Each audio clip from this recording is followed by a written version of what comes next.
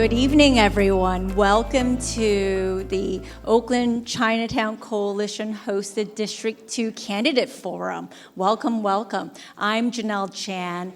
I'm the CEO of East Bay Asian Local Development Corporation, also known as EBALDC. We've been serving Chinatown as well as the Oakland, our fair city of Oakland for the past 50 years.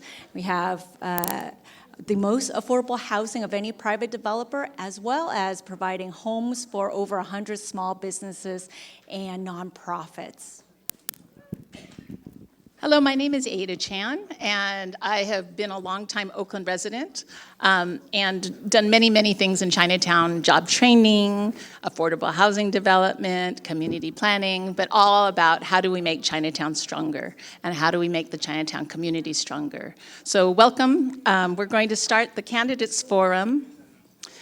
This evening, you will get to meet the candidates for District 2 Council Member and learn about their positions on issues facing Chinatown and our District 2. This event is brought to you by the Oakland Chinatown Coalition with particular support from Asian Pacific Environmental Network, East Bay Asian Local Development Corporation, OCA, East Bay, Asian Health Services, Oakland Asian Cultural Center, Family Bridges, AYPAL, and Oakland Chinatown Improvement Council. Yay! Good job. We also want to lift up our co-hosts who provided a lot of support to make this event happen. Oakland Rising, AAPIFORCE for Civic Empowerment, ARTogether, Mental Health Association for Chinese Communities, Oakland Chinatown Chamber of Commerce, Chinese American Citizens Alliance, East Bay Asian Youth Center, and the League of Women Voters. The Oakland Chinatown Coalition was founded in 2003 as a community-driven alliance advocating for a vibrant Chinatown. What began as a movement for pedestrian and traffic safety has evolved into a broad-based coalition committed to ensuring Chinatown's future as an inclusive, multi-generational, and culturally rich neighborhood. OCC represents a diverse network of residents, small businesses, and organizations collectively working to address key challenges such as public safety, affordable housing, economic stability, community health, and adequate open space. As a vital hub for both the local community and the broader Bay Area, Chinatown plays a crucial role in Oakland's economic and cultural recovery.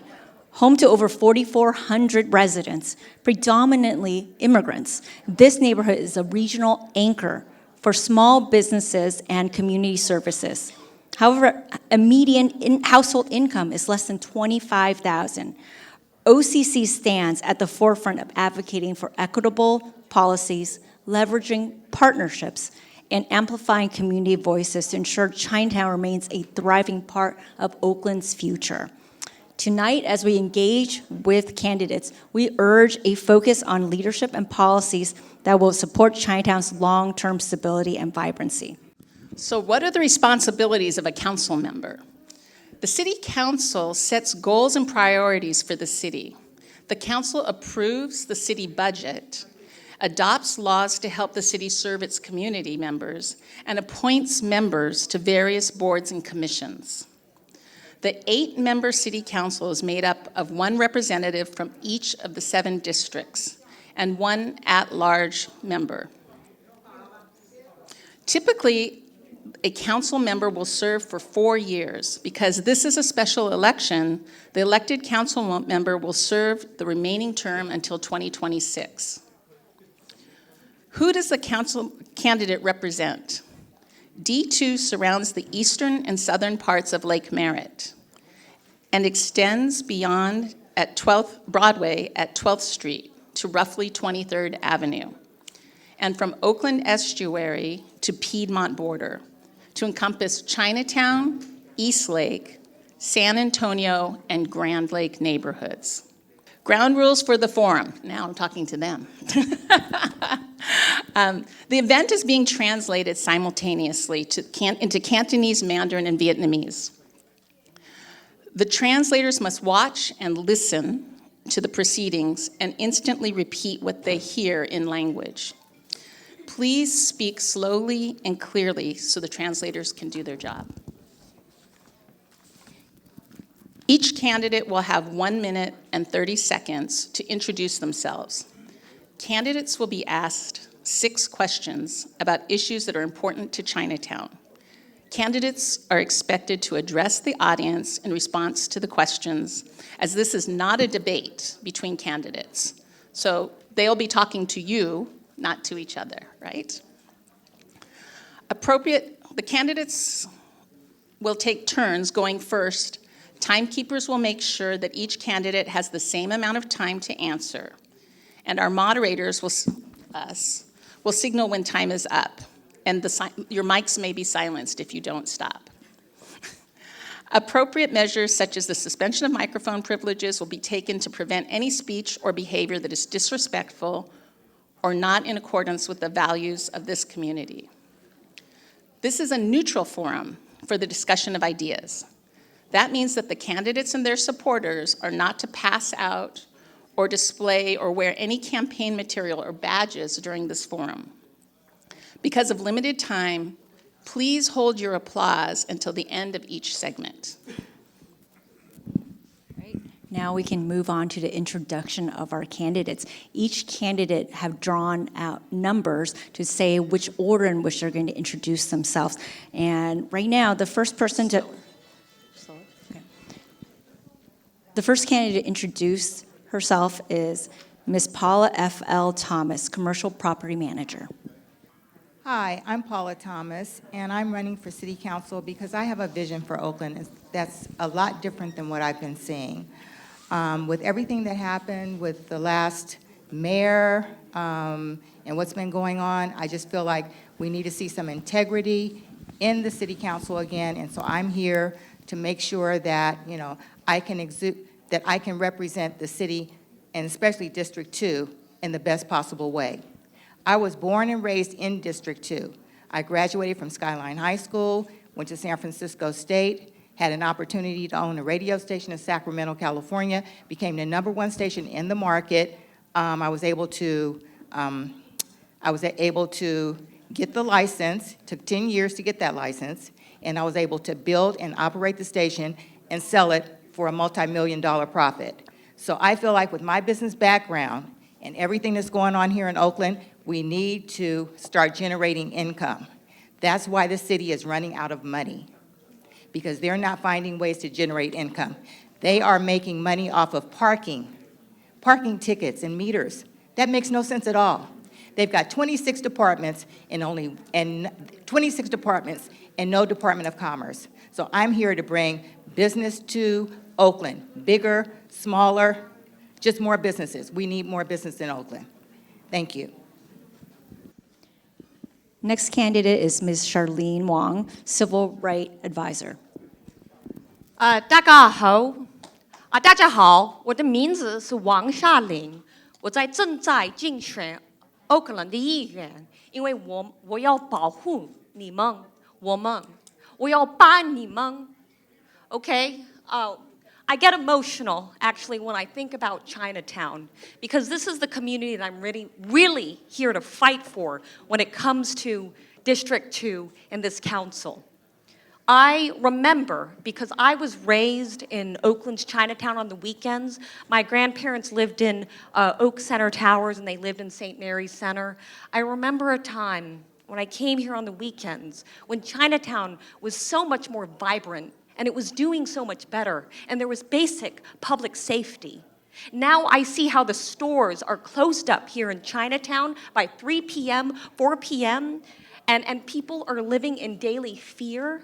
We have volunteer patrol teams, which I'm so proud of, but also that the fact that they have to step up and do this work means that our city is not providing basic city services to this community. And so I want to fight for this community. I've gone to Harvard University, I went to Columbia University, I've prepared to do this job, working in government, actually fighting for our community over and over again. Whether it was in New York City, when I went to these school desegregation meetings, they said, there's too many Asians. In spite of the fact that so many of those kids were low income, Thank you, just Ms. like Wong. us here in Chinatown. Thank you so much. Thank you, Ms. Wong. Our next candidate is Ms. Kanitha Maturi, proprietor chef. Tôi tên là Kanitha Maturi, bố đi mình she Kanitha Maturi. I'm learning. Originally from Cambodia, I speak Khmer. Any Cambodian in the house? No? I came from Cambodia, originally came here when I was 13 years old, through humanitarian protection. Was able to, both of my parents formed human right. My dad formed human right that's still standing. His name is Kai Matori. My mom fought for abortion right, and they built hospital. And then we came here under protection. Thanks to the U.S., we were able to stay safe. I joined the military when I was in my 20s, did the Air Force for 9 years, studied finance in San Francisco State, and spent the rest of my life being a business owner. Just right here down the street on Webster, 17 and Webster is where I've been. It's 18 years there. I had a restaurant called Spice Monkey. Many of you know me by. And I also have 2 daughters. I love Chinatown. I live right in front of Lincoln Park. It is really sad to see what is going on to our community. We are being terrorized and feeling unsafe. I walk the street every day. I see all my business and my working families are suffering. All our business are closing all across the board. And I am here to making sure that we're going to get service, which is essential. Clean street, restore all our businesses, and rebuild our community back. Thank you, Ms. Maturi. Our next candidate is Ms. Cara Murray-Badal, Housing Policy Director. Hello, everyone. Thank you so much for having me today. I want to thank all of the sponsors and thank the moderators and thank all of you for being here, and especially thank the translators who are doing the amazing work of helping everyone be able to understand one another. I'm from District 2. I was raised in this district, and I love Oakland. I've always loved it, and specifically this area has been kind of a home for me as well because it is a hub of true culture and identity in the city. And I don't think I recognized how special Chinatown was until I went to other cities. I did my undergrad at Stanford, and I have a master's in public administration from Harvard and a business degree from Wharton. But it's very rare to have a community like this one that is truly a functioning Chinatown. And I went to my first school dance at Lincoln, and I come here on the weekends still, and I work a block away. And so it feels really, really important to support the folks who live here for me. I understand the fear and the things that are happening, the public safety concerns that we'll keep addressing, but I also see lots of sparks of hope here. I see the way that you all take care of one another, and I think it's a model for other parts of the city. And I want to support the work that's being done and support the culture that exists here already. And the sparks of light and joy and positivity here, I want them to grow and succeed so everyone feels safe in Chinatown and everyone feels safe in the district. It's the most diverse district in the city, and so if we can do this well, we can do Oakland well, we can do the state well, and especially at a time when times are really hard outside of Oakland, it feels really important to save ourselves here. Thank you, Ms. Murray-Badal. Our next candidate is Reverend Kenneth Anderson, pastor. Nihama to all of you and to the moderators. Thank you again for inviting me. My name is Reverend Kenneth Anderson, born and raised in Oakland, California. I pastor in Little Saigon on 10th Avenue, Williams Chapel Baptist Church, which is 86 years old. I've been pastoring there for 15 years. We feed 700 people every first Monday of each month, right next to our partner, La Clinica de la Raza. I recognize so many of your faces. We also are building affordable housing for seniors, 68 units that will be in District 2. I'm running for this seat because I care. I love Chinatown. I appreciate the culture. I am married, happily married to Asian descent wife, and I have 3 daughters who are of Asian descent. So we are all people that care about one another, and we want to make sure that we work together, because working together makes things happen. So this is my concern, making Chinatown even more safer, and maybe having the ticket signs a little lower so people can see the time on them. Thank you. Thank you, Reverend Anderson. And finally, we have our last candidate, Mr. Harold Lowe III, financial planner and consultant. Good evening, everyone. Is this on?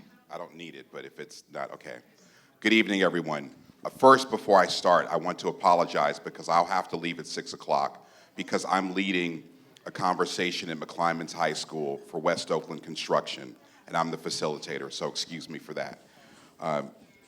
I've been coming here since I was a little boy, and when I see this audience, I think about people who look like my grandmother. In fact, one of you looks like my grandmother, and I'm not going to look at you right now.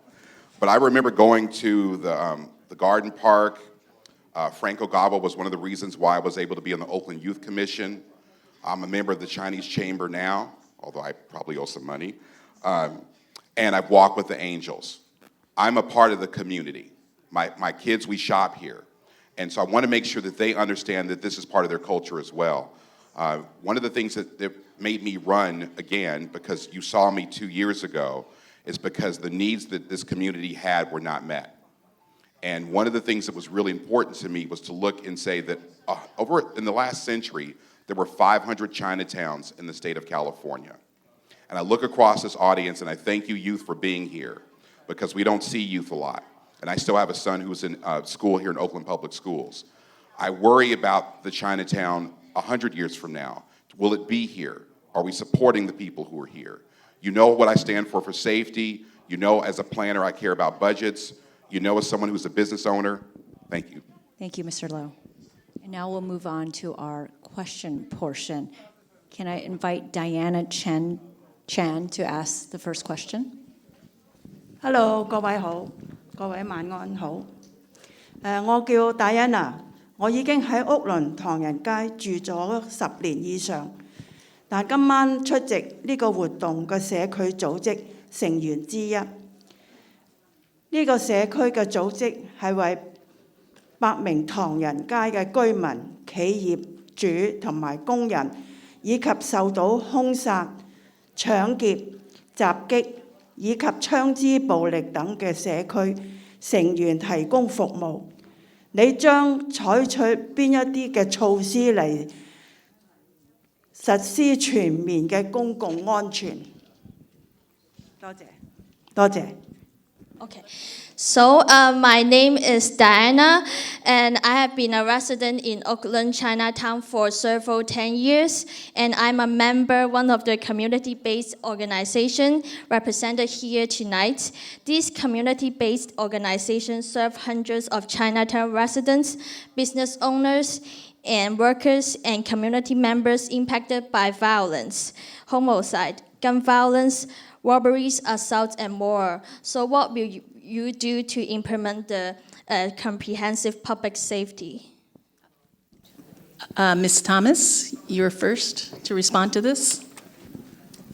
Well, what I would do about community safety, and it's a real problem all across, especially on this section of Oakland. Oakland has typically had some issues with violence, break-ins, and that sort of thing. But I think after COVID, things just got out of hand. And it just hasn't been good. But I think what's happening now with the new police chief is that violent crimes have come down. It's in the newspaper that violent crimes have come down, but break-ins and that sort of thing, that's still a problem. So what I would do is meet with the police chief and find out what is his, and also with the community here, and find out what are your ideas about what this police should be doing. I know that for a while they had more community policing here in the area after there was so much, violence with people being attacked. It was horrible. And that's one of the reasons why the last district attorney was recalled. because she was not taking care of the problems that we're handling here, that we were having with violence here in this community. So I think it's horrible when any community has to deal with, people who are aggressive and violent for no reason, just attacking people. It makes no sense. And since you're a vital part of this community, I would do everything that I could to stay in touch with the police department, make sure that we're having community policing, that I'm meeting with the community advisory councils in this community, and that people are feeling safe, because safety is number one. Everyone must feel safe, especially in Oakland. Thank you. Hi, yeah. Public safety is my top priority. Unfortunately, Oakland's Chinatown has made national news for being the epicenter of anti-Asian hate crimes. I myself, when I moved here, someone immediately screamed "Jap" at me. I actually had someone deliberately run their car at me in the streets and film me. And as a sick joke, I've experienced it for myself, that hate crimes that are here in Oakland, unfortunately, in spite of our amazing diversity. But the truth is that our community has been truly a target. And so I think there's a couple of things that we need to do here in Oakland. First of all, the 911 response rates are unacceptably long. You call 911, it takes over an hour in some months for a priority 1 phone call to be answered. We need to hire more officers. We really do. We are below at dangerously understaffed at the police department. The other thing we need to do is we do have really important work being carried out by our community patrol teams. This is a lot of work. Every day, people are patrolling our neighborhoods, but we need to bring in support with grant funding. I'm committing to have my office work with the community patrol teams to bring in as much grant funding as we can in order to help fund the patrol teams that do the important work of addressing the lower level of violence, to make sure that there's a presence every day, and that we can provide longer coverage, longer hours, because sometimes we can't rely just on the police, right? But the police are absolutely part of the solution, and that's exactly why I'm running, because I have been very frustrated with the city of Oakland and the fact that we cannot acknowledge right now that we have the 4th highest violent crime per officer ratio in the nation. That does not make a sustainable public safety system. So I want to change that. So this is my proposal when it comes to public safety. Thank you so much. Ms. Maturi? This is a great question. It's very dear to my heart because I've been a victim as a business owner. I have a car drive into my store. I've been robbed 4 times last year. We are afraid to report right now because we don't have insurance. As you know, some of you might experience, you have to get insurance from the state because regular private insurance doesn't insure business anymore. So when my dad died back in July of 2023, I decided to run because nothing is working here.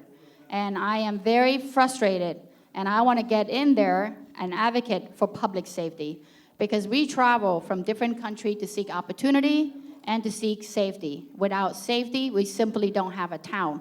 My vision is to build a city for an 8-year-old and an 80-year-old where they all feel comfortable, and if that's the case, we'll have a thriving and a cool town. Chinatown, I live here, and it's really sad that everything's closed at 4, and all my neighbors said there's no business. And we are very active now that they have beat, all the senior walk together in their jacket, and it's really amazing how we need to kind of do that throughout the city of Oakland.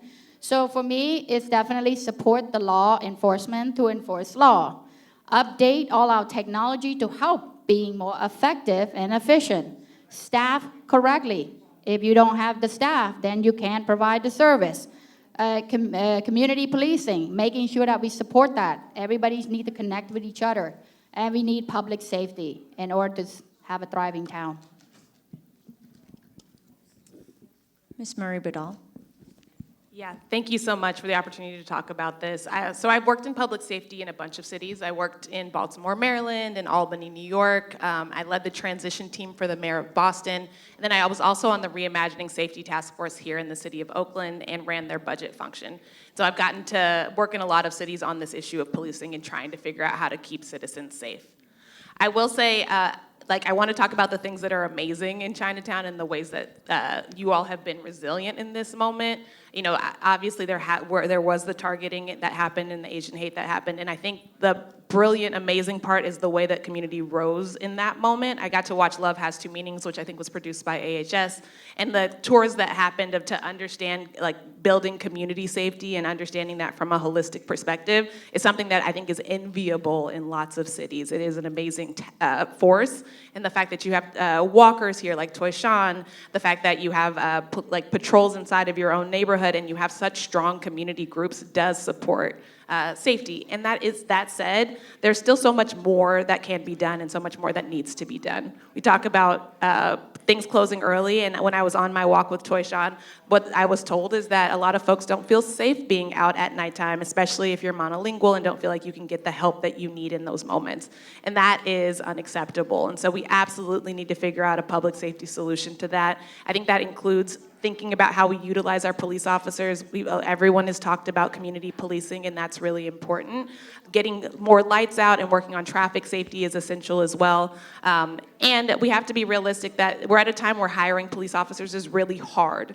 And so if we can continue on that path, and we should continue to hire when we can, and also the community functions that exist inside of the city have made it so much safer and so much stronger, and we have to continue to build out that part of it as well.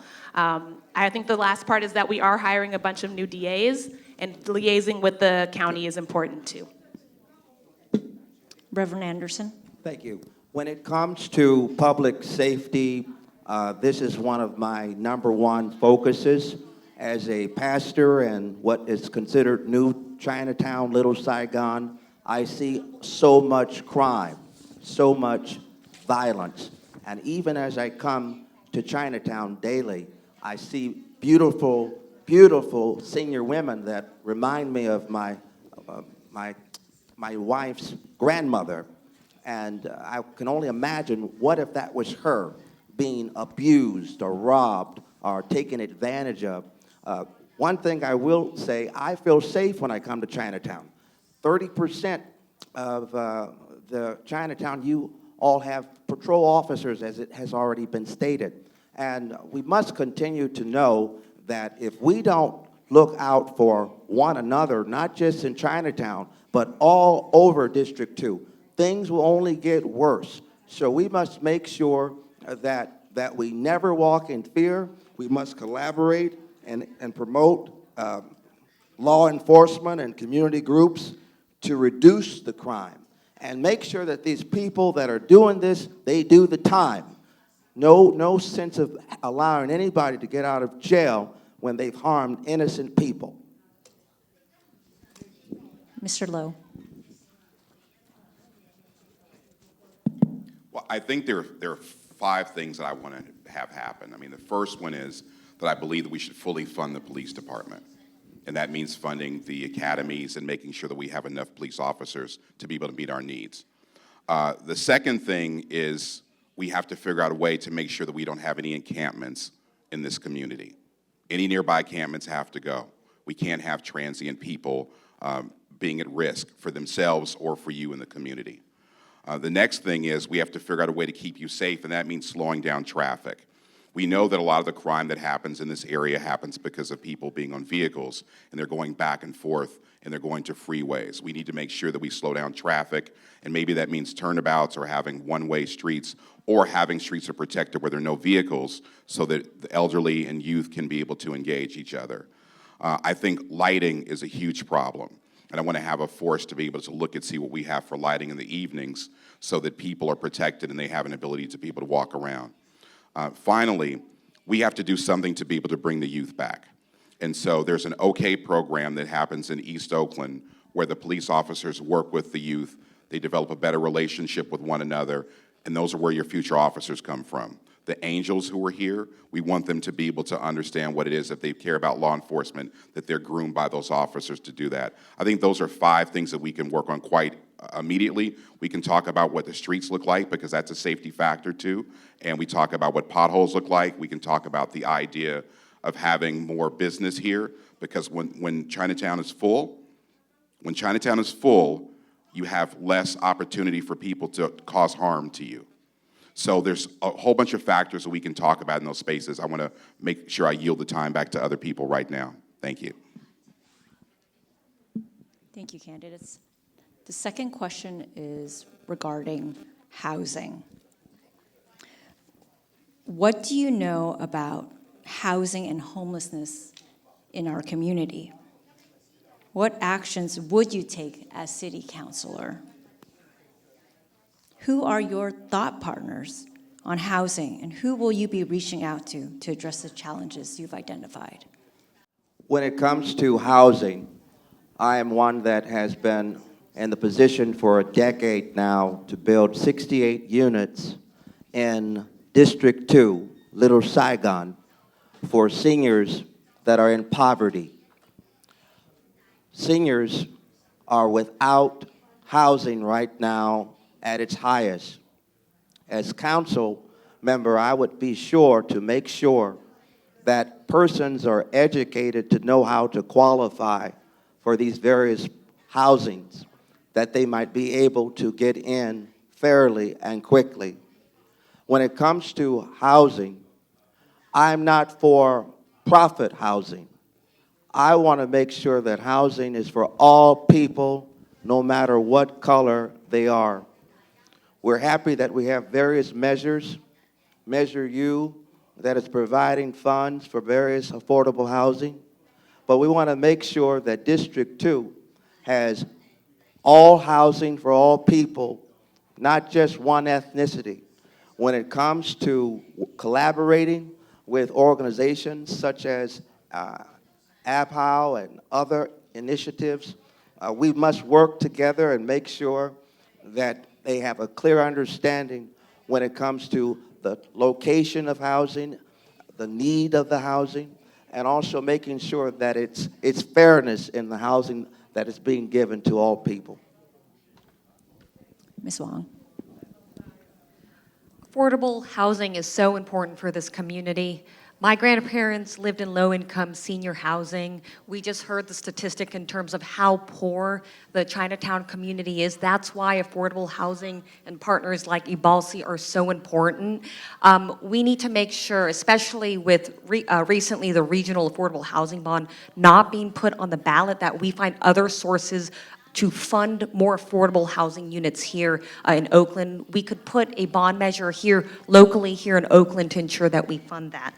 The other thing is I'm proud to have worked in Massachusetts on reforming the homelessness response system. There are homeless Chinese and Asian Americans here in the city. And part of the issue is that people are being put on waiting lists instead of getting the help that they need quickly and with urgency. That's the work that I worked on in Massachusetts. It was given an award by Harvard University in recognition that this was innovative and taking people off the streets quickly into housing and with jobs to, for example, clean the blight, like pick up trash, clean up graffiti. There's opportunities to go galore to give people jobs and turn around their lives here in Oakland.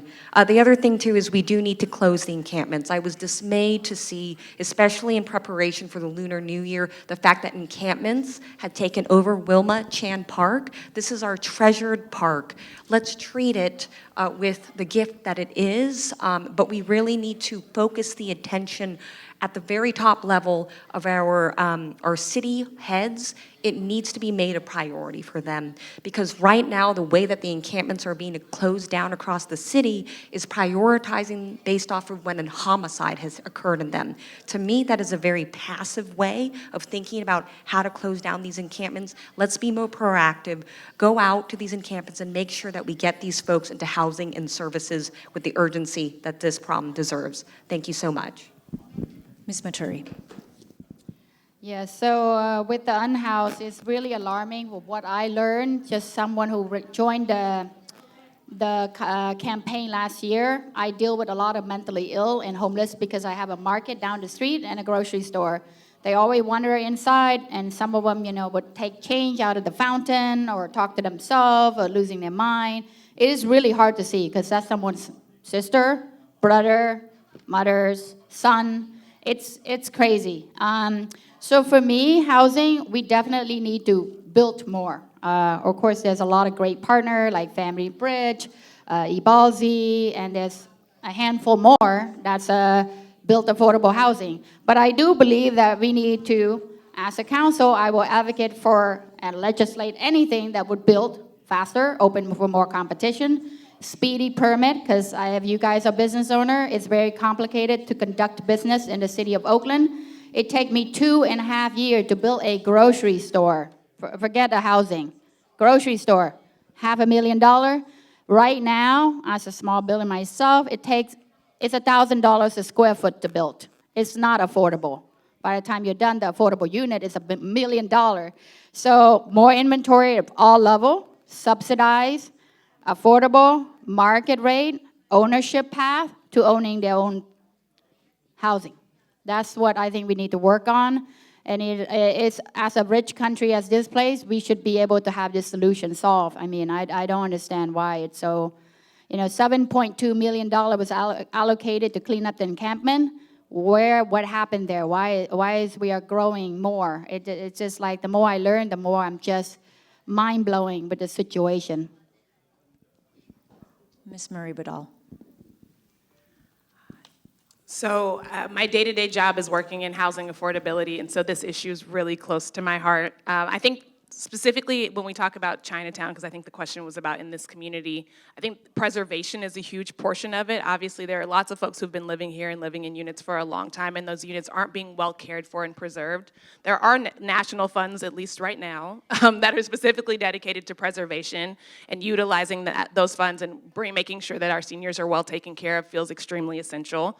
There's also the need to build affordable housing, and there actually are some funds coming in for this. I think Measure U was mentioned. Measure W is also a vacant property tax that might bring in as much as like $500 million for affordable housing funds. And my job is really about figuring out how to make those dollars go further, how to do mixed income units so that we have people from all different income levels, and how some of our market rate units can help subsidize affordable housing so that we can build even more housing and take care of people here. And then, of course, the problem of homelessness is extremely important. And I think we need to acknowledge that homelessness looks a bunch of different ways. And we talk about folks who are recently homeless. It's actually much easier to keep people in their homes than it is to try to rescue them from homelessness, even if they are newly homeless. And so I think the city has a big role in building stability for folks who are like one paycheck away from losing their housing because of a health crisis or a car crisis or a medical or like a food crisis. We have to build those kind of systems into the city. And there are innovative solutions that are happening around the country that are trying to build stability in so people can stay inside of their homes and don't lose their housing. So we can exit people from homelessness without entering new people in. I did want to just talk really quickly about the Oak Street cabins, which were here. And I think that's a great tale about how things can go well and how they can go badly. Because when you have someone who really understands the community of unhoused folks and how to serve them, you can get them housed quickly. But when we have transitional housing instead of permanent supportive housing, we sometimes lose the opportunity to get people into their houses, and that's important too. So more permanent supportive housing. Thank you.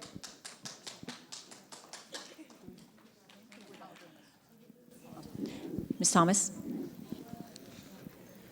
Thank you for the question.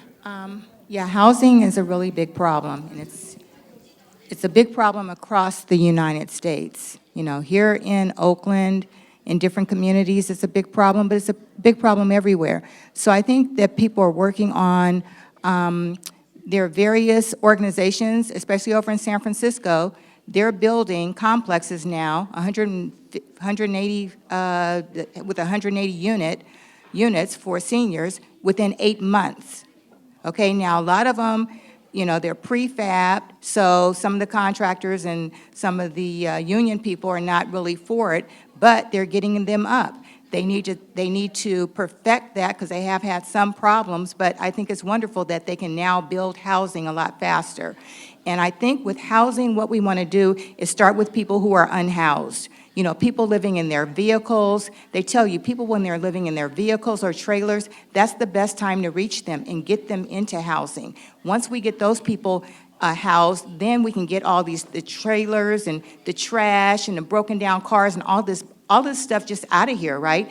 Then you work on the people who are, living on the streets. And the people who don't live here, who are not from this area, they're not from Oakland, you send them to their families. That's what San Francisco is doing. Send them back, send them home to their families.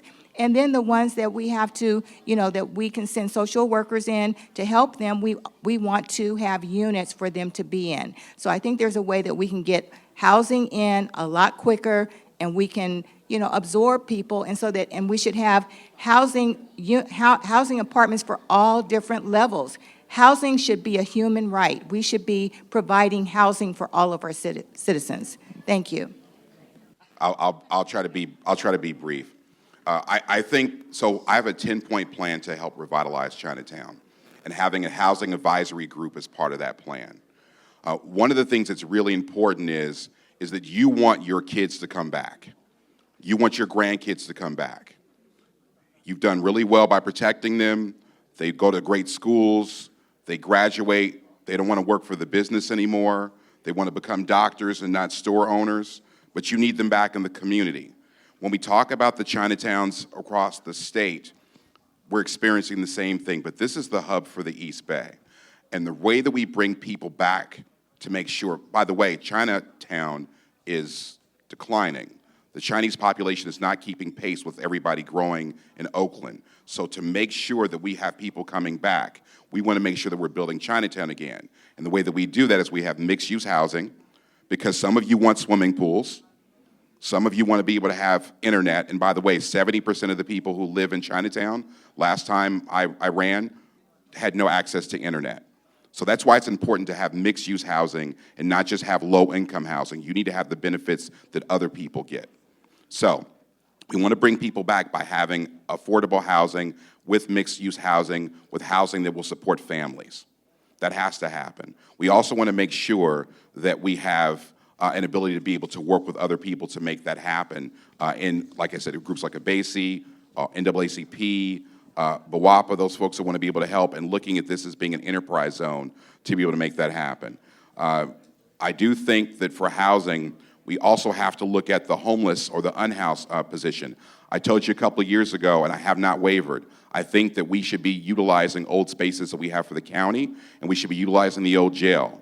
There's room to be able, if we do it right, we can have services for them to be able to rehabilitate themselves, but we also have room for 1,200 people. Thank you. Thank you, Mr. Lowe. Our next question is from a resident, Lily Zhu.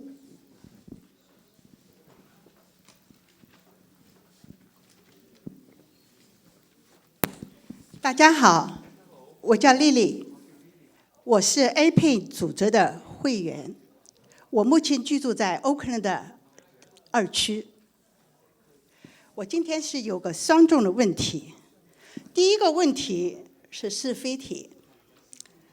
市政府和社区一直在携手努力，致力于在今年破土动工的新建林肯广场公寓休闲中心内建设市府首个韧性中心。这个雄心勃勃的项目被立为市政府资本改善计划和社区的首要任务，旨在对已受信任的公共公寓进行现代化的改造，强化文化保护，并提升气候的韧性。我们能否指望你支持推进该项目，避免进一步的延误？第二个问题，就在几个月前，市政府大幅度的削减了对文艺和文化的资金的支持。作为一个市的议员，你将如何在未来努力保护该社区的文化身份？你会优先考虑哪些合作伙伴组织的和资源？谢谢。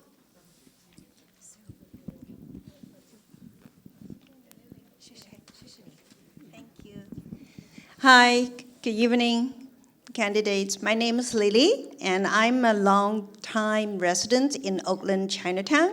And now my question is a yes or no question.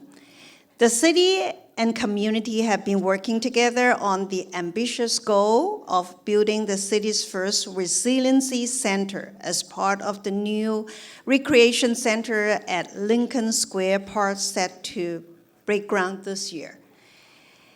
The ambitious project is a top priority for the city's capital improvements program and the community as a modernized, a trusted public park, emphasizes cultural preservation, and increases climate resiliency.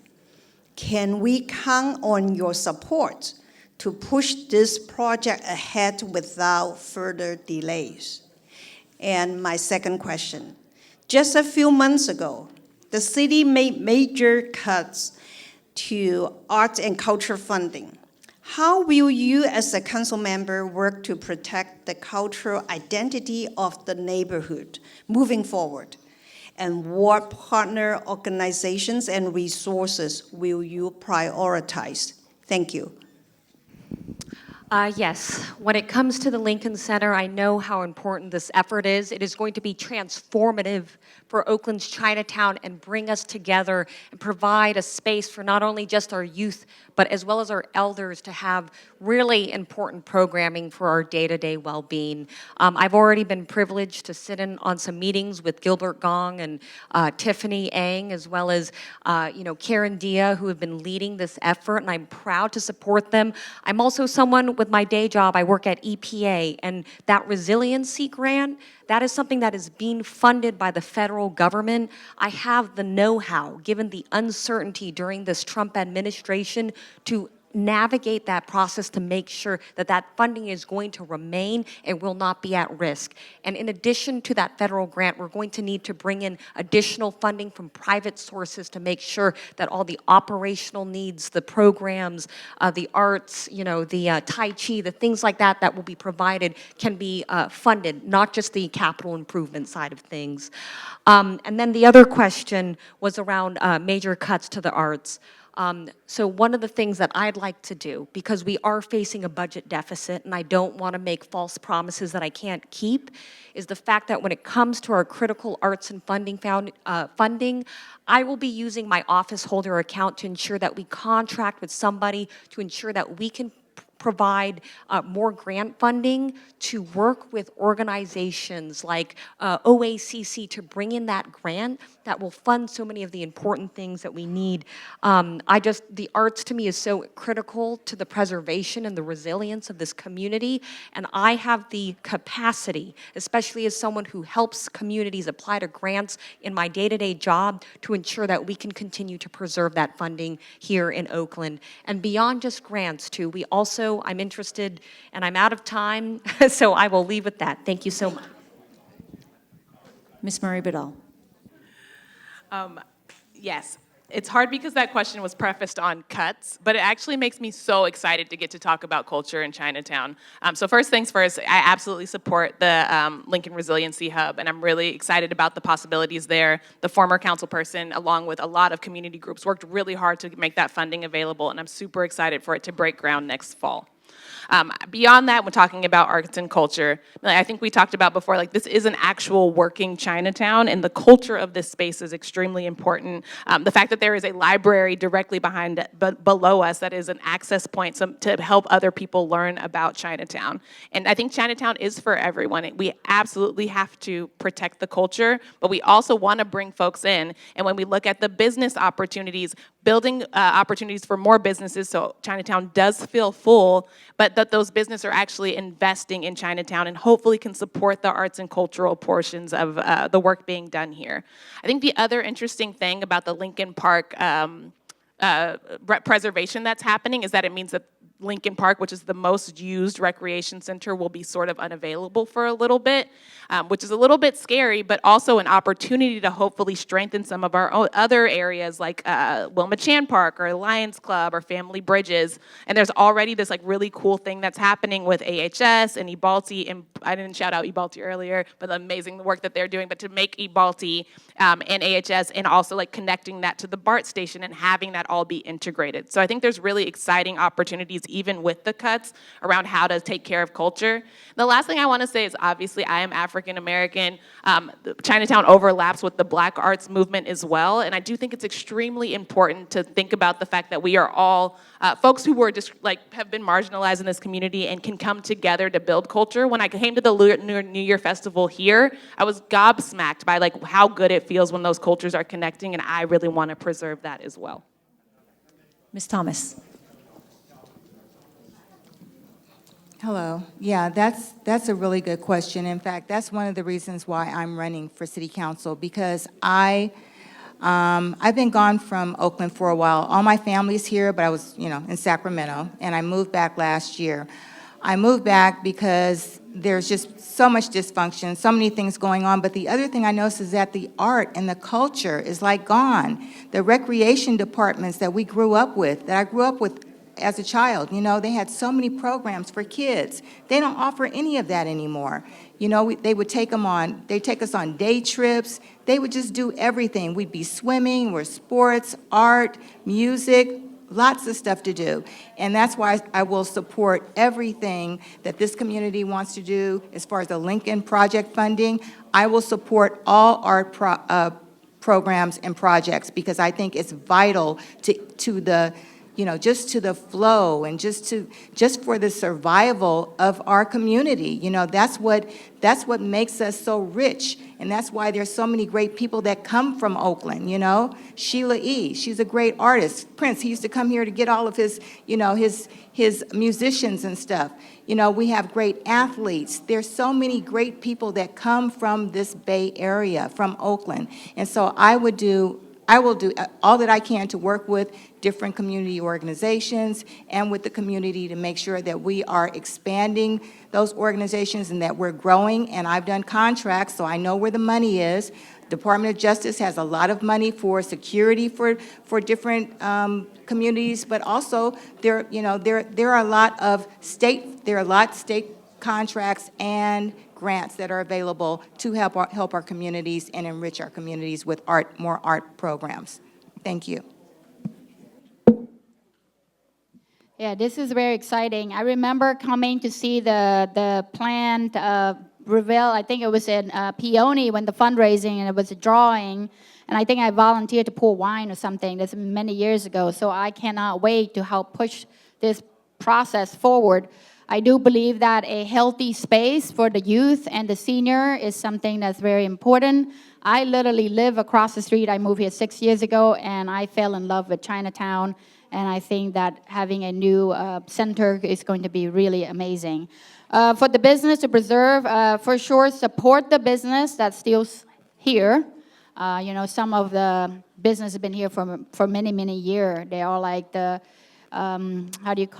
multiple generation. We definitely need to preserve them and support them and incentivize them to stay around, because business owners work tirelessly, like myself, for many, many years. I own a restaurant for 14 years and still a market. So keeping them some kind of incentive and clean up the street. I'm looking at policy like advocating for incentive, for credit, for property owners to clean up blight. And there's a lot of graffiti, board ups, and vandalism all over Chinatown that need to clean up. And so when we walk the street, we can come and do business every morning. We feel proud and clean.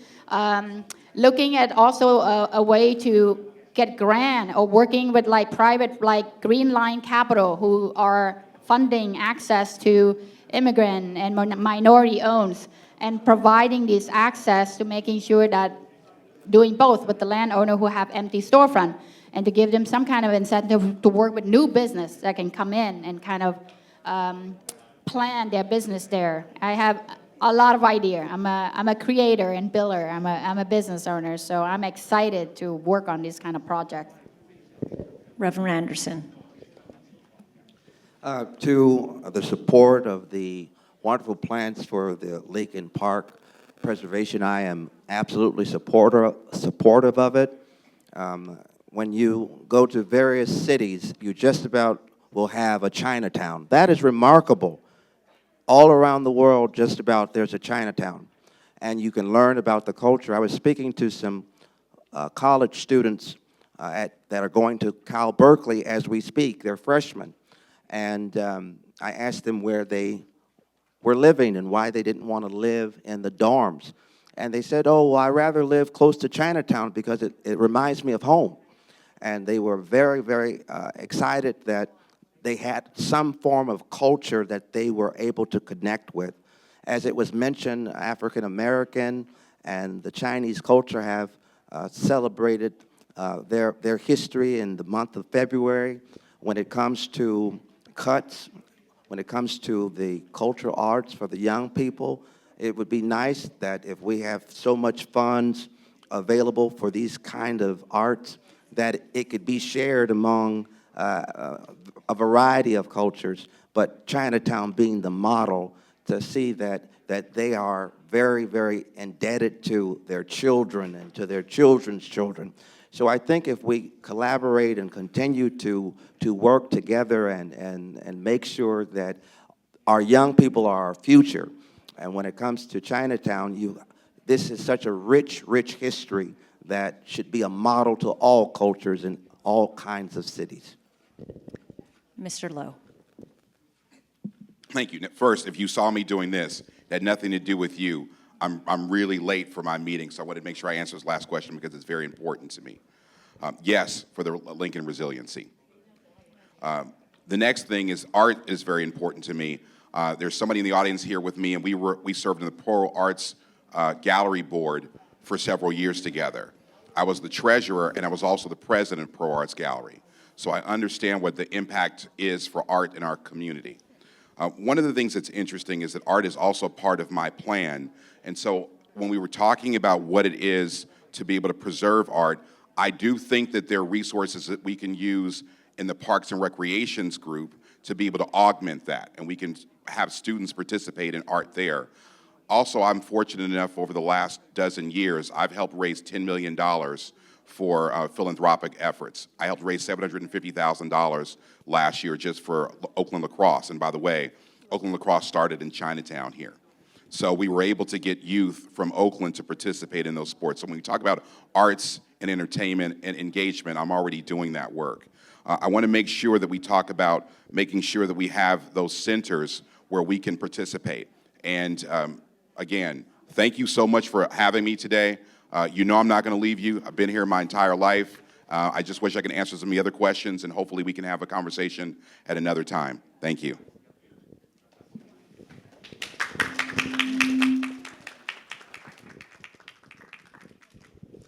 Hi, hello everyone. My name is Joao. I'm 16 years old. I'm an intern with APAL. And I'd like to talk to you about youth and mental health in Chinatown. So Chinatown has been long been a vibrant but undeserved community where youth face an increasing disconnect and a lack of accessible programs. So given the city's budget deficit, what steps will you take to expand mental health resources and youth engagement programs? And also, how will you ensure that the city staff are more responsive to Chinatown's needs? Thank you for that question. I appreciate it. I had the opportunity, I try to read, I don't know, a few papers every day. Chronicle is one of them, New York Times, Philadelphia Inquirer. So I try to just see what's going on across the country and here in the Bay Area. And in reading the Chronicle, I think it was October of last year, I have the article here with me. October, there was an article about the Asian Health Services group, and it's down here in Chinatown. And the lady who is actually over the group, she has taught people how to, she's trained people to provide what they call lay counseling. And I think that is so groundbreaking. You know, that's something that can change a lot of things because that's what people need, you know, and that is happening here in Chinatown, that people are taking care of each other.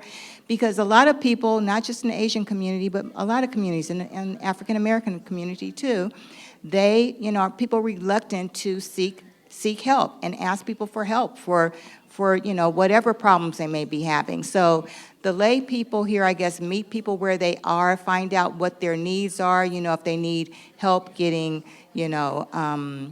getting out, getting meals, going grocery shopping, or just someone to talk to. They're teaching those skills. And so I think it's really a great program, and it needs to be expanded across the city. I will definitely do all that I can to fight for mental health, because mental health, that's what's really disrupting our community. There are too many people unhoused with mental health issues. And once we get to the bottom of that, we'll be able to take care of so many other things. But, we have a lot of complex problems that are going to need some serious effort from everyone. So I'm willing to put the time in Thank you. and work for it. Thank you. Ms. Maturi. Youth and mental and disconnect is a big thing. So for me, I have a preteen, a 12-year-old and a 15-year-old. They're both girl. They're mixed race. I was married to an Israeli for 20 years. I am from Cambodia, also grew up there, but also a mixed race. I'm a background Chinese, Vietnamese, Malaysian, Cambodian. So I grew up, with, again, mixed race. So dealing with identity, social problem, peer pressure, disconnect, it's something that I'm aware of, and I would support any service that's definitely for the youth, because the youth is our future, and it's very important to support the youth. They're going through a lot, and especially with the internet and everything else that's all happening. I see my children, when what happened in COVID, they literally, the only thing that they're connected to is their cell phones and social media, and they literally are raising our children. It's very scary, and there's a lot of mental ill and social depressions are happening.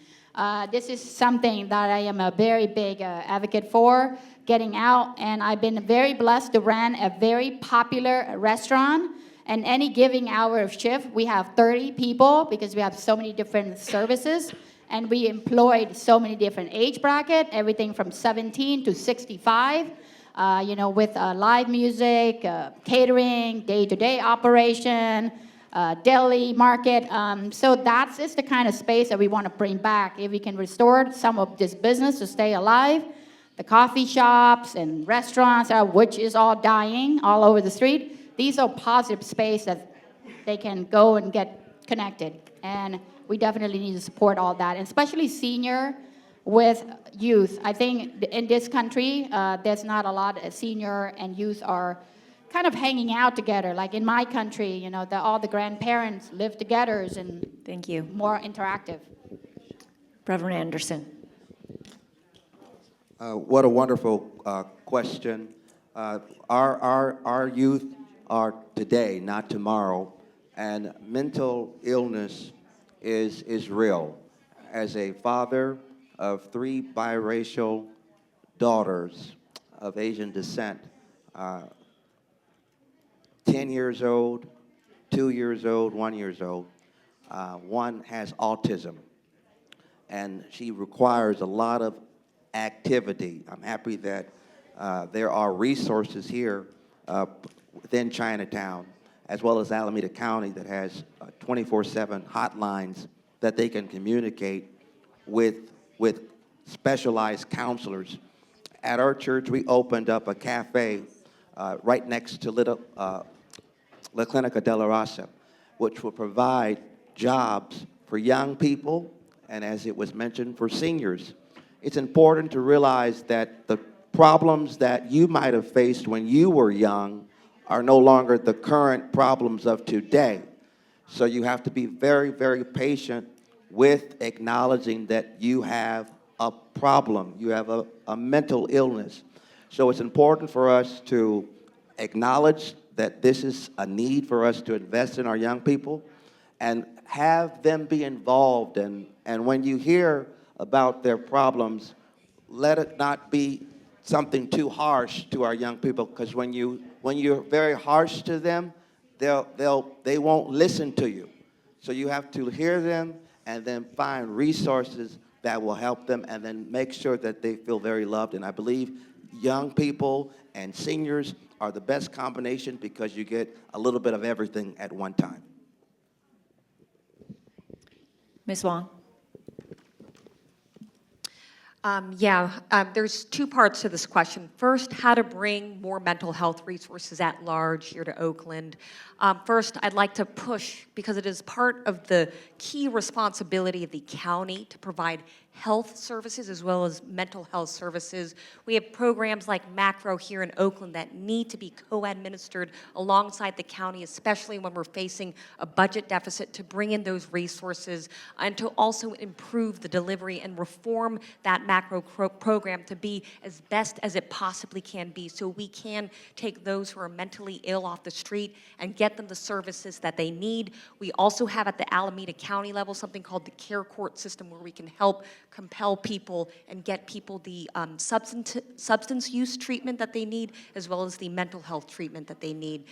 When it comes to the Asian community in particular, mental illness, unfortunately, is incredibly stigmatized. I see Elaine Peng in the audience. She heads up in such important work with mental health for Chinese communities. This is the kind of work that we need to uplift here.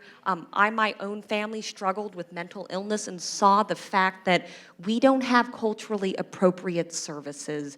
And so often that leaves devastating impacts on our families. It really does.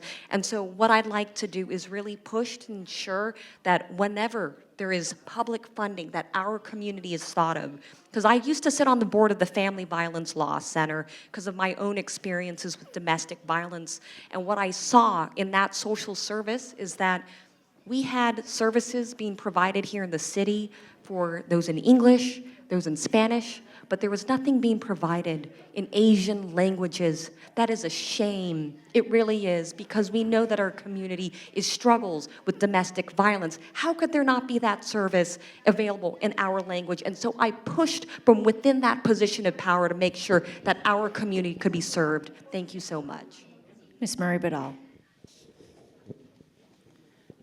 I actually agree with what a lot of Charlene said there. I think specifically the county, or I will say Oakland ends up serving a lot more folks than what it is funded for from the county. And one of the really good things about having the former city council person in this seat now on the Alameda County Board of Supervisors is I think there is someone there fighting to pull funds from the county into the city of Oakland. And particularly when it comes to Asian Health Services, which is an amazing organization that people want to come, especially like I think Asian American folks want to come to Oakland to seek out their health services because there are resource-specific services for that community. And so it's extremely important to make sure that that is funded well. I think it's great that people want to come to Oakland for that, and we should absolutely be getting funding that matches the amount of work that we do in that space.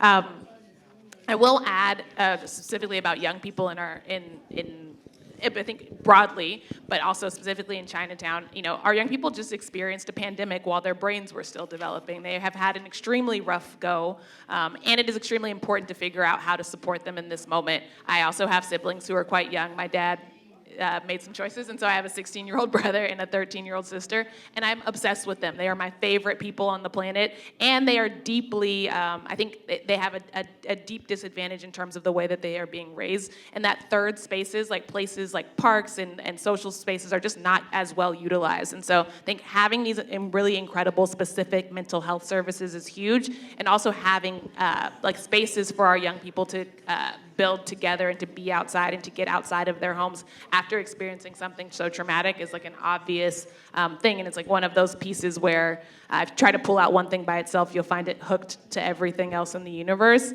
And having public spaces and taking care of our city for our young people is essential as well.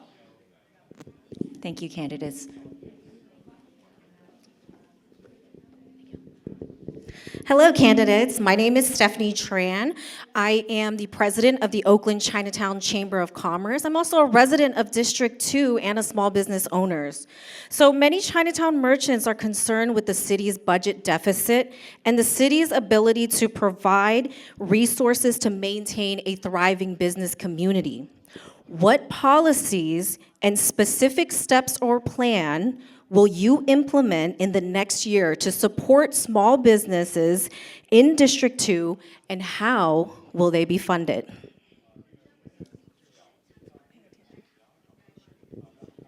Ms. Wong, please start. Hi, yes. I really, this is one of my priorities to ensure that small businesses can thrive in Chinatown. Here's a few things.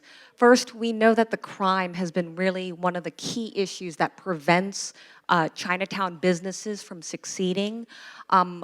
You know, I'm devastated, for example, when we hear stories about like the robbery of Feng jewelry.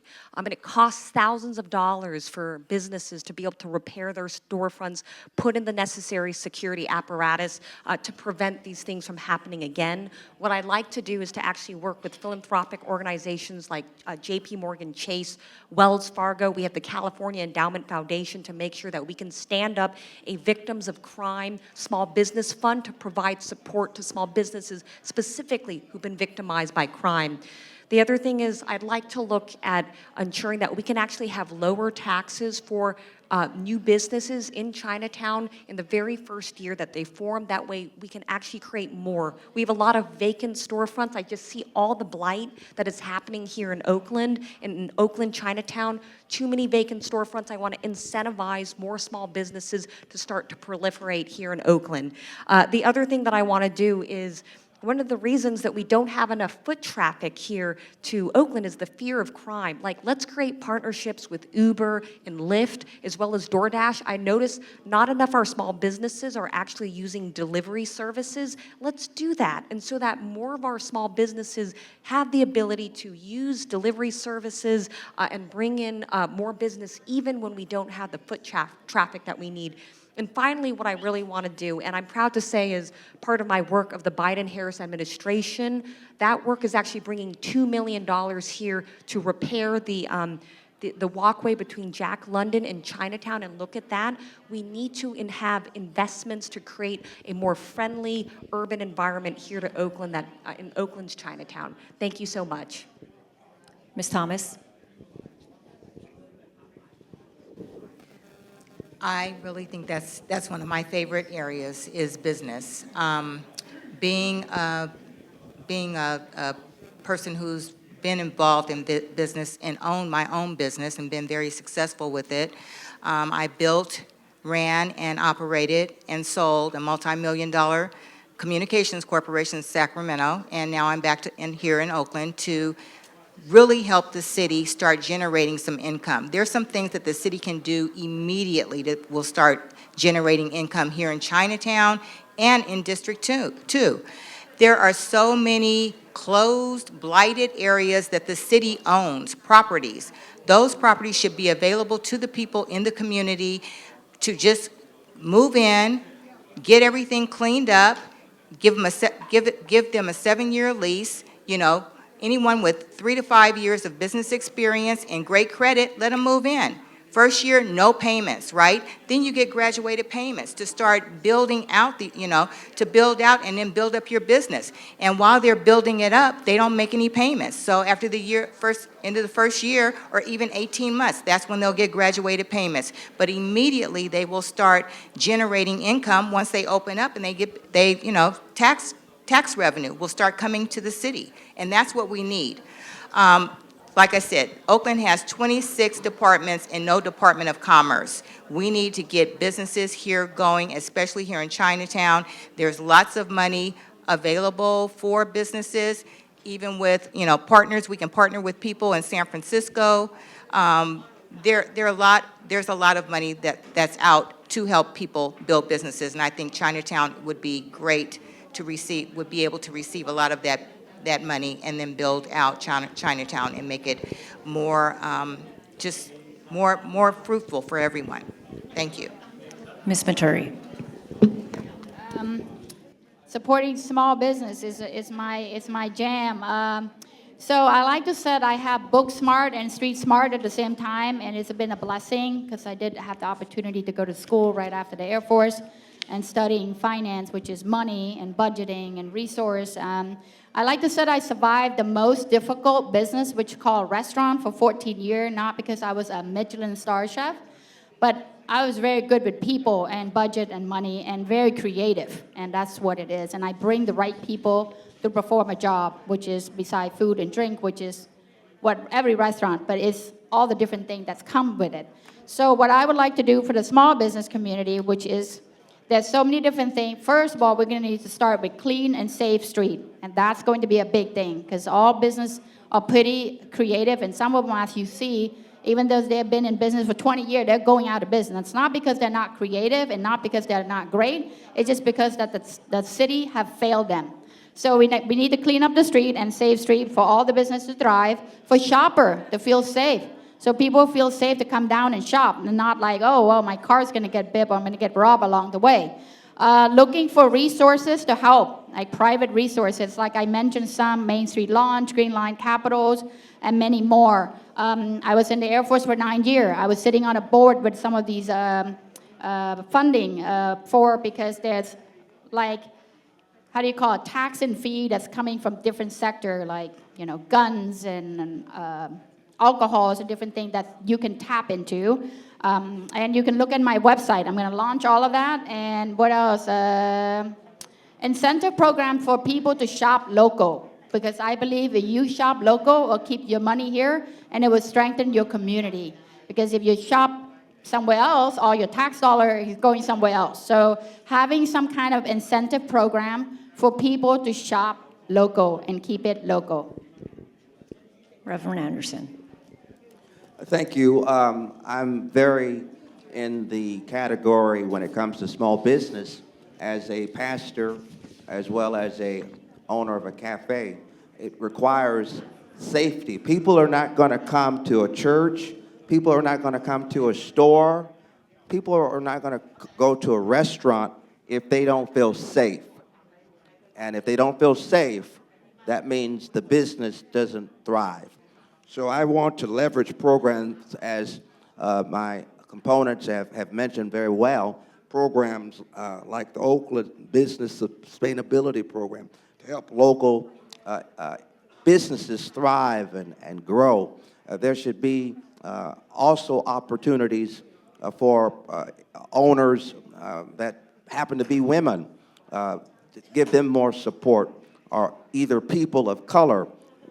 We must make sure that we find various resources that can provide lighting. I remember the city of Oakland had programs like that for small businesses. If you needed more lighting, that's something that businesses really need to see lighting when they go to their places of choice at night, that they feel safe when they're going in and when they're leaving. Also, we must make sure that we be our brother's keeper. Various businesses are constantly getting robbed, and they're scared to even tell their insurance companies because they don't want anything, their policies to be dropped. So as City Council D2, I would be very supportive of small businesses because when the businesses thrive, the communities thrive. Ms. Murray-Badal. Yeah, okay, small businesses. So I think one of the major problems when it comes to supporting small businesses in Chinatown, I think, is that we have had grants come down for small businesses, and they disproportionately do not make it to Chinatown. They also don't make it to Fruitvale. Some of our cultural hubs are often left behind when we have small business grants. And so I think as a city council person, it's extremely, it is well within my purview, it is part of my job to support the cultural districts and specifically support Chinatown and making sure that they get the proportion of grants that they deserve. I think the other thing to think about in Chinatown is that commercial rents are really expensive. Obviously, Chinatown is right near downtown, but the services and the things that are sold here are often at a much lower price point than what exists in other parts of the city. And so having the commercial rent actually be right-sized for what is being sold and the amount of profits that are able to be made in the city is really, really important and something we haven't done. The other thing I'll mention is graffiti as a part of the problem. We talked about break-ins quite a bit, but a lot of store owners are experiencing graffiti on their street, on their storefronts. And right now the city can fine you for the graffiti on your storefront that obviously you had nothing to do with. And so I think figuring out supportive programming and working with the city to support business owners when graffiti happens instead of penalize them is really core to what needs to be done. The obvious other thing is that there are a lot of legacy businesses here in Chinatown and people who are aging out of those businesses. And so we talked a little bit about, ideally you would have family who would take over those businesses, but when that's not an option, there are like programs that work on training employees to do that work, or even working with someone else outside of the business at the moment to come in and take over the business so we don't lose these small businesses that are already existing as folks are getting older.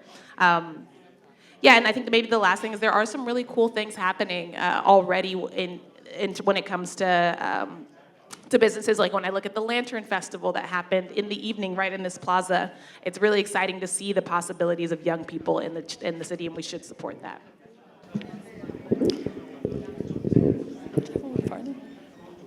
For a final question, we are grateful that Oakland is a sanctuary city and that we now have access to a rapid response hotline.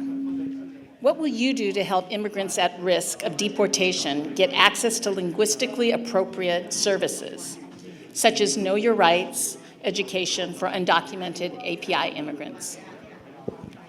Regarding the tragedy that is taking place in our country when it comes to immigrants, it is absolutely heartbreaking to see families and children being deported back to their countries. It's important that we as citizens and persons in government of City Council make sure that it's an obligation for public buildings, public parks, that you have some form of know your rights mandatory, that people can be able to come, rather it's to your synagogue, to your church, to your local community park, and advocate and make sure that they know their rights and that they cooperate correctly and not walk in fear. I think it's important to not focus on one culture. I think we should focus on all cultures right now that are being considered to be sent back to their home if they are not a permanent resident of the United States. Ms. Thomas? Immigration and deportation has gotten to be a very serious problem in the United States of America now. And I think it's a blessing that we're all here in a sanctuary city. And the thing that we need to do is to work with law enforcement, work with our communities, with the city council, and with groups that are working with people to make sure that they're not being, deported by ICE. And also protesting, places like Dublin. They're trying to turn that into a center where they're going to send everyone before they deportate, before they send them out of the country. I think it's horrible. So I think that we need to stand firm. The city council should put out a declaration and say that, we are a sanctuary city. We're standing strong with all of our immigrant families because we're all immigrants. I grew up here in Oakland. It's a melting pot. I grew up with, Chinese neighbors, Hispanic neighbors. During Christmas time, Barbara Padilla, her mother would fix tamales, and during Chinese New Year, we had Chinese neighbors, and they would, bring us all this fruit, these beautiful apples off their apple trees, and so we have so much richness in this community that we need to protect it. We need to protect each other and embrace one another and make sure that we're all watching out for each other and that no one is being deported from Oakland. Thank you. Ms. Murray-Badal? So when it comes to immigration, I think there's a few things. We already talked a little bit about the lack of translation, and I think there are just not as many resources for folks as there are Hispanic resources, and that is obviously something that is lacking in the city, and so working to get our services translated well for all of the different folks who might be affected by the new federal things that are coming down. Specifically ALC and El Centro and EBCLC, I know do a lot of this work, and I think supporting them and continuing that work and making sure that things are translated is really important. Beyond that, though, a sanctuary city status is great. It means that our police officers will not deport people themselves, but we also work with CHP, and there's been calls to bring the FBI in, so we have to be thoughtful about the people who we allow into our city in order to protect the people who are already here, which is essential. I think the other part of that is that community is really, really essential when it comes to bringing a brave face in and like supporting our immigrant neighbors. I think having a county-wide response is essential because Oakland is a small city, but when we put ourselves in the context of the greater Bay Area, we have a lot of power and we have a lot of resources. So coordinating with our neighbors to be really clear about the way that we're taking care of our immigrant neighbors is essential. I think the other part of that is making sure that all of our neighbors are aware of what's happening in communities and there are networks to communicate inside of neighborhoods and cities. I've heard it talk of like a hotline potentially. I think it's even more effective when we can utilize neighborhood precincts and community groups to get information out quickly. And just reminding all of Oakland citizens that when we don't take care of our immigrant neighbors, it puts us all at risk. I think the thing that is happening now nationally is that there's a lot of policy that is divisive, that is hurting specific communities. And if we don't stay together, then we are at risk of losing every community. And so for me, it feels extremely essential to get everyone involved in the response and take care of our immigrant neighbors, which is part of like making sure that Chinatown is well integrated with the rest of the city. Ms. Maturi. Hello. As you guys know, I am the only immigrant here. I came here when I was 13 years old with no English. I did not speak English at all. I was shoved in a plane with a couple UN and arrived in the US. So for me, it's very, I would love to protect every immigrant. I believe everybody here is coming from somewhere except for the native, or else we're all immigrated from somewhere and just, different time. So for me, the sanctuary city, I'm so glad that in this very difficult time of our country, we are living here in the Bay Area. So I would work with all and get to know every program that's already exists, that already working with all the immigrants that is in this situation, making sure that they have the access to all the different help in terms of like attorneys and different law protection, knowing their right in every language. These are very sensitive time and these are very vulnerable time. And I have experienced those myself.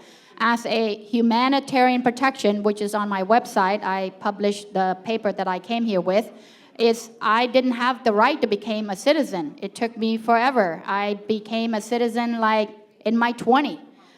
But again, knowing your right and being able to, following the laws, I was in the Air Force, and all the different things is very important. So making sure that we're reaching out and making sure that everyone know what is available to them.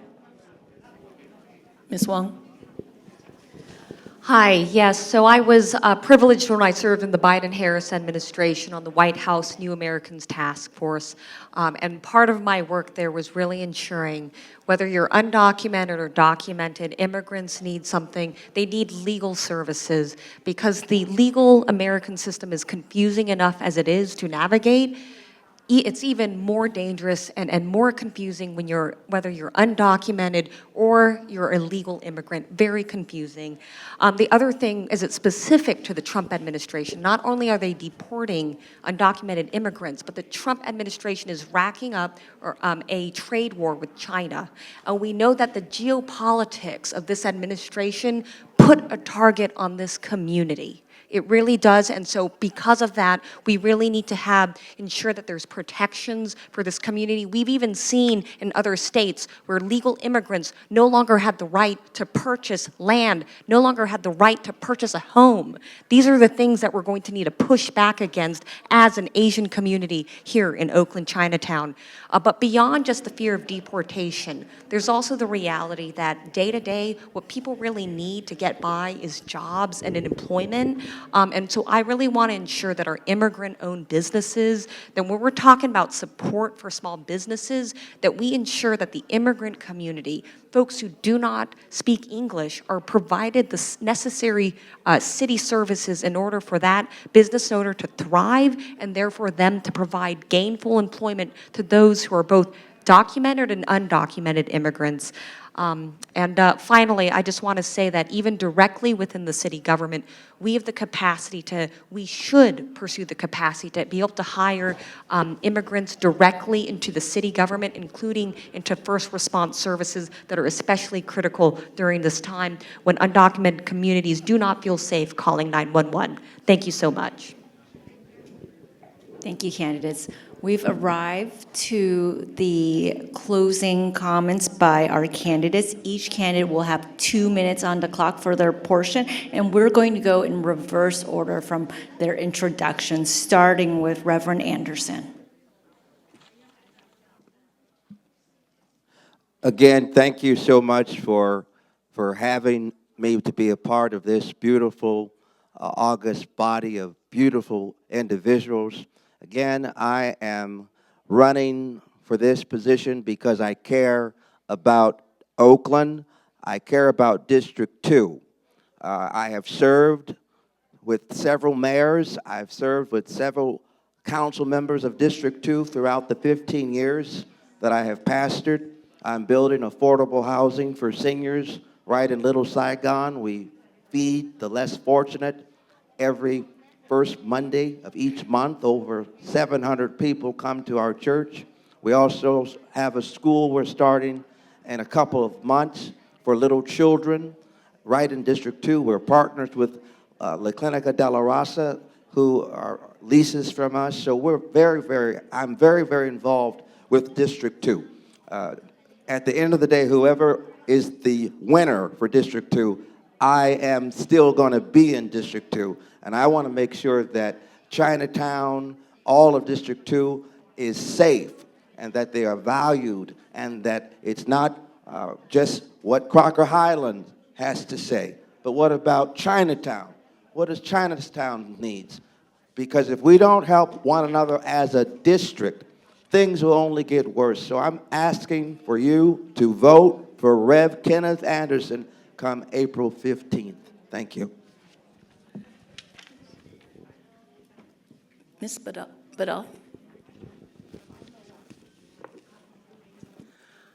Yeah, thank you all so much for having me one more time. When I look out into this crowd, I see so many familiar faces of folks who are working inside of Chinatown and who are committed to Chinatown. And so it feels really exciting to be in this room with all of you because I'm really excited for what we can build together. And I think it's absolutely the role of a city council person to work to understand the needs of the community, work with the community groups, and then try to support that as best we can. And I'm deeply committed to doing that inside of Chinatown. I love this district and I love the work that's being done here, and I think we have a real opportunity, even though things are hard and there's budget cuts. I think the work that we are all doing and the investment that we all put in is a core to the possibilities in the future that we want here. And so I'm really excited to do this with all of you. Thank you so much. Ms. Maturi?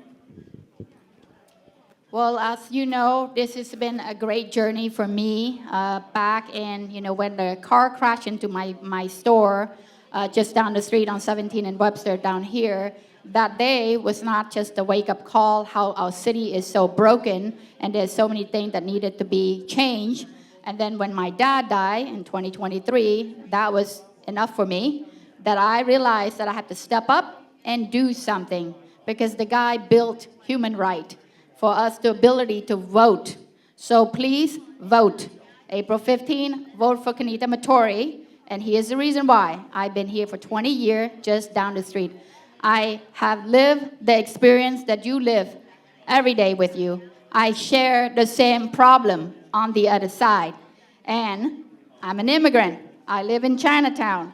And we know the same struggle. So I am ready to go into City Hall. It takes one of us to represent all of us. And I'm going to go in there. We'll prioritize you is the priority. And what Oakland needs to provide is called service. What I have chose to do for 18 years of my life is to provide service in the food and beverage, entertainment, and art. And now I am ready to make our city a better place to live so we can all thrive and where we can all love where we live. That's my campaign slogan. And the core issues is what I'm going to focus on is my 3R, which is restore public safety, revitalize all our small business, and rebuild connection through our community. And that will be all my focus. Thank you. Ms. Wong? Hey everyone, what's really important about this election, especially for the Asian community, is that if we do not get an Asian representation on the seat, we will have no one in our city leadership to represent our voices. And that's really important. I have spent my career seeing how the way when there is not someone who's in the room who really understands our struggles, the way that we get overlooked for services consistently. Whether it was what I told you about earlier, about when I went to a school meeting, they said there's too many Asians in this school, even though most of those kids were on free and reduced lunch. Or at the EPA, where I discovered that Asian American children actually have the highest exposure to lead in our lead levels. And yet at the EPA, there was nothing that said that acknowledged that in our materials. Or in the Biden-Harris administration, where I fought to ensure that funding would go to Chinatowns when we were talking about restoring communities that were destroyed by the highway system. I have consistently been that fighter for the Asian community, and I want to do that in this role. But I'm not going to be able to do it if you don't get out and vote. Okay, that's very important. So tell your friends, okay, you got to get out the vote. Our community often just gives up and says, we don't want to get involved in politics. This is the reason that we have no power and nobody really listens to our needs. So get out the vote, tell your friends, tell them to vote. Okay, I'm telling you, even if you don't vote for me, it is so important that this is America. Okay, we have to engage in this political process, and I'm asking you to definitely exercise your right to vote. Tell your friends, okay? Very important. And 投票4月15号，谢谢。投票，王莎玲。Ms. Thomas?